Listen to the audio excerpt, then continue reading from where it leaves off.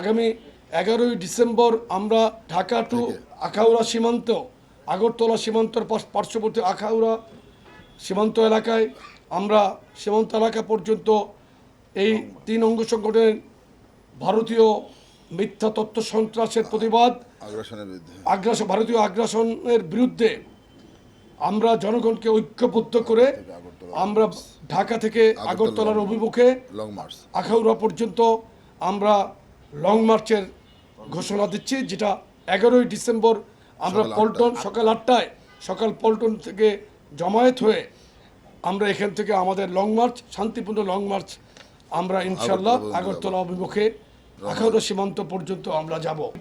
ত্রিপুরার রাজধানী আগরতলায় অবস্থিত বাংলাদেশের সহকারী হাই কমিশনে ভারতের হিন্দু সংঘর্ষ সমিতির একদল উচ্ছৃঙ্খল সদস্য কর্তৃক সহিংস হামলার ঘটনা ঘটেছে।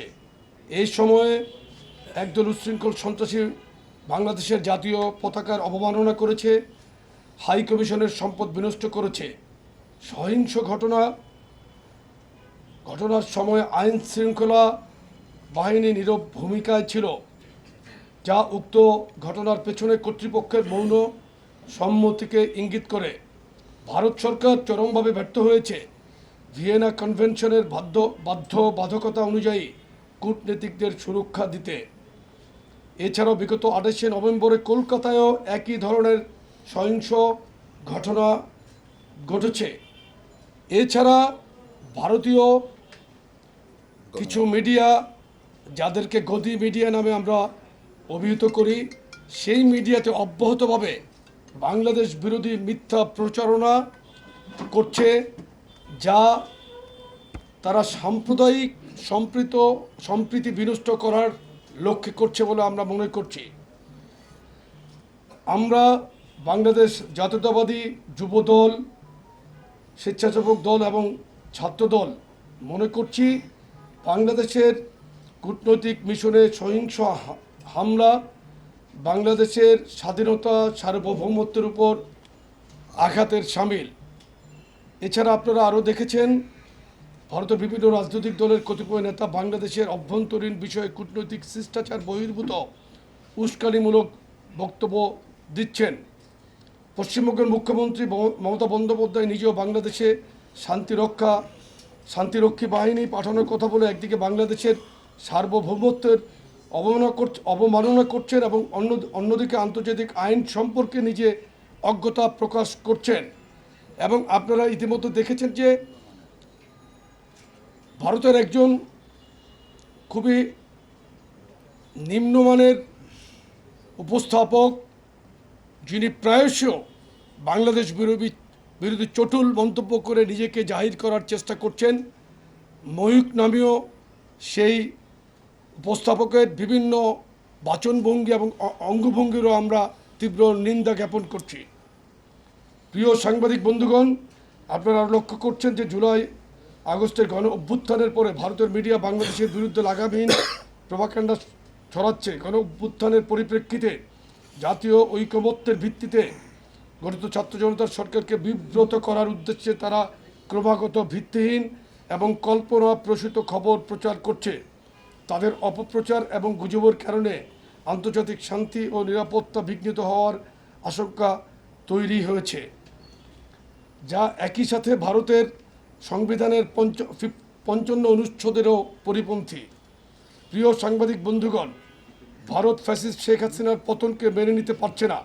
শেখ হাসিনার নির্দেশে 2000-এরও বেশি ছাত্র জনতাকে গুলি করে হত্যা করা হয়েছে, যাদের মধ্যে রয়েছে রিয়া ঘোপ, হৃদয় তারুয়া, রুদ্র সেন, দীপ্ত দে, শুভশীল, তনয় দাস সহ আরও অনেক বীর শহীদ।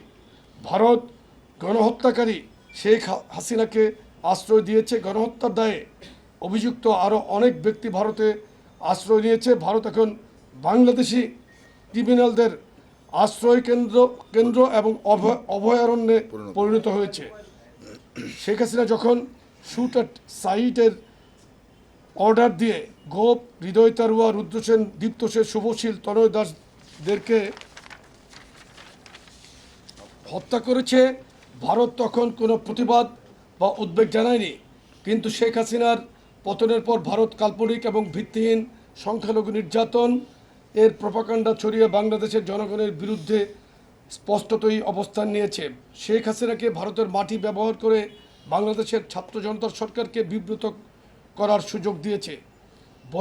বহিষ্কৃত ইসকন নেতা বাংলাদেশের নাগরিক চিন্ময় দাসের গ্রেফতার তদন্ত এবং বিচার সম্পূর্ণ বাংলাদেশের অভ্যন্তরীণ বিষয়, কিন্তু ভারতের বিভিন্ন পর্যায় থেকে বাংলাদেশের অভ্যন্তরীণ বিষয়ে অযাচিত মন্তব্য করে বিশৃঙ্খল পরিবেশ সৃষ্টি করছে।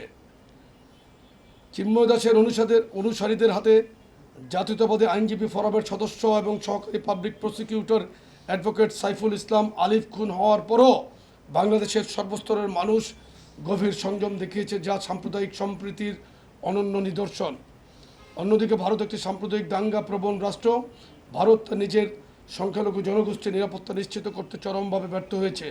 সুতরাং ভারতের কোনো নৈতিক অধিকার নাই বাংলাদেশের অভ্যন্তরীণ বিষয়ে মন্তব্য করার। আমি এক্ষেত্রে আরেকটি কথা সংযোজন করছি।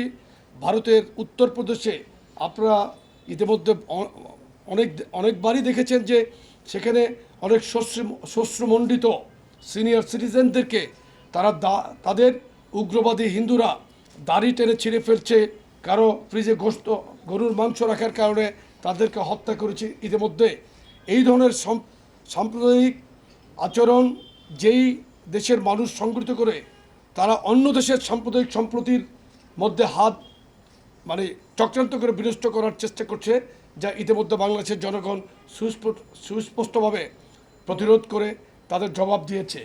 প্রিয় সাংবাদিক বন্ধুগণ, আমরা বাংলাদেশ জাতীয়তাবাদী যুবদল, স্বেচ্ছাসেবক দল এবং ছাত্রদল গত 8ই ডিসেম্বর ভারতের হাই কমিশনে বাংলাদেশের দূতাবাসে হামলা, পতাকার অবমাননা, ভারতের মিডিয়ায় বাংলাদেশের বিরুদ্ধে চলমান তথ্য সন্ত্রাস এবং বাংলাদেশের অভ্যন্তরীণ বিষয়ে অযাচিত হস্তক্ষেপ থেকে বিরত রাখার দাবিতে স্মারকলিপি পেশ করেছি। আমরা একই দাবিতে আমাদের পরবর্তী কর্মসূচি ঘোষণা করছি। আগামী 11ই ডিসেম্বর আমরা ঢাকা টু আখাউড়া সীমান্ত, আগরতলা সীমান্তর পার্শ্ববর্তী আখাউড়া সীমান্ত এলাকায় আমরা সীমান্ত এলাকা পর্যন্ত এই 3 অঙ্গ সংগঠনের ভারতীয় মিথ্যা তথ্য সন্ত্রাসের প্রতিবাদ, ভারতীয় আগ্রাসনের বিরুদ্ধে আমরা জনগণকে ঐক্যবদ্ধ করে আমরা ঢাকা থেকে আগরতলার অভিমুখে আখাউড়া পর্যন্ত আমরা লং মার্চের ঘোষণা দিচ্ছি, যেটা 11ই ডিসেম্বর আমরা সকাল পল্টন থেকে জমায়েত হয়ে আমরা এখান থেকে আমাদের লং মার্চ, শান্তিপূর্ণ লং মার্চ আমরা ইনশাল্লাহ আগরতলা অভিমুখে আখাউড়া সীমান্ত পর্যন্ত আমরা যাব। আমি বাংলাদেশের সর্বস্তরের ছাত্র, যুবক এবং স্বেচ্ছাসেবী জনতাকে এই লং মার্চে অংশগ্রহণের আহ্বান জানাচ্ছি।